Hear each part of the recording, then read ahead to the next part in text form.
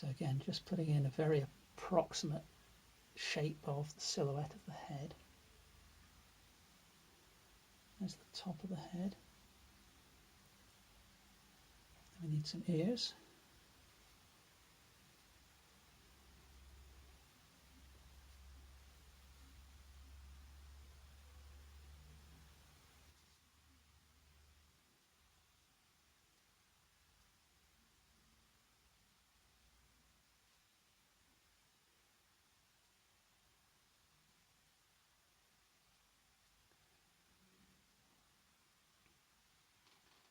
And we've got a bit of white wool coming out over the top of the head.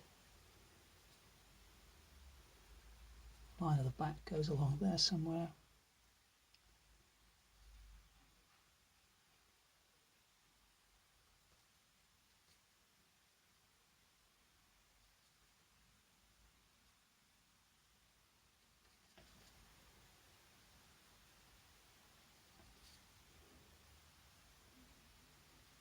That leg of this sheep comes, I think I might have made my sheep a bit bigger than it actually is in the reference, so we'll go with what I've created rather than, oh no, it's not too bad, it's not too far out, I don't think. Then another leg there.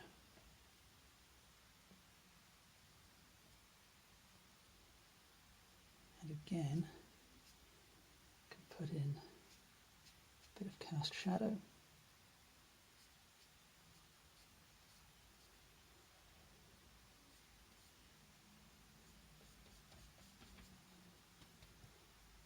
And again, the legs are very dark on this animal. There's quite a bit of shadow under the chest and the underside of the belly, as we would expect. And again, the head is pretty dark.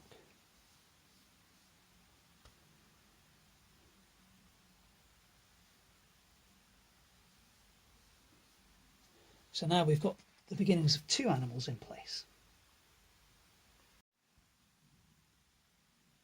So the next question is, having put those two animals in place, do I want to add any more to the composition? At the moment, I feel I really don't want to.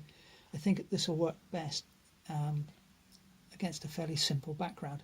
So I'm making rather a mess of it, grabbing a big lump of titanium white. Still got a bit of the ultramarine blue on my brush, but I've noticed I've added some coeruleum blue to my palette. So let's grab some of that.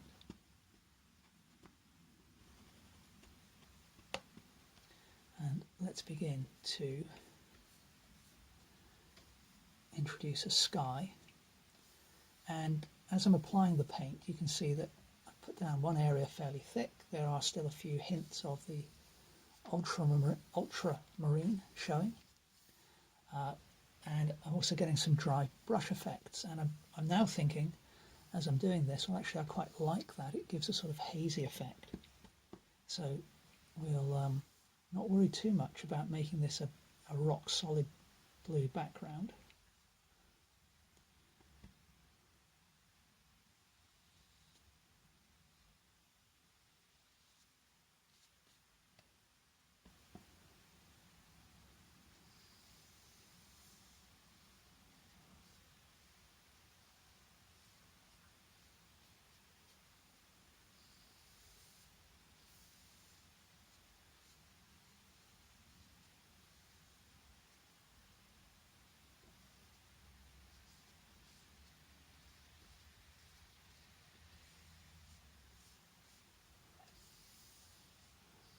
And I'm going to put the horizon line in fairly low, I think, as well, sort of just above this cast shadow. So I think that will,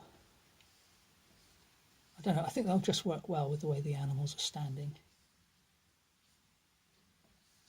on the, you know, in terms of their position on within the picture. So I guess that doesn't have to be exactly level, but there we go.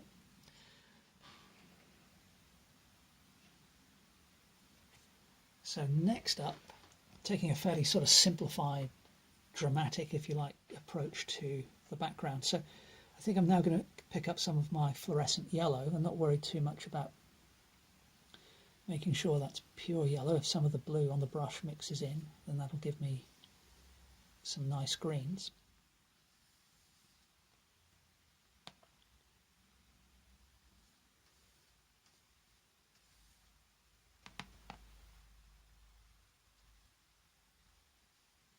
And then as I go over the cast shadow, what I'm hoping is that'll create some greens as well, and that's working quite nicely. I'm deliberately not going to cover all of the blue I put down because I think the variation in colour, so I've got green here where I've gone over the blue with the fluorescent yellow, but then where I leave the blue uncoated, then obviously it's still blue. So I think that's quite a nice bit of natural variation to have going on.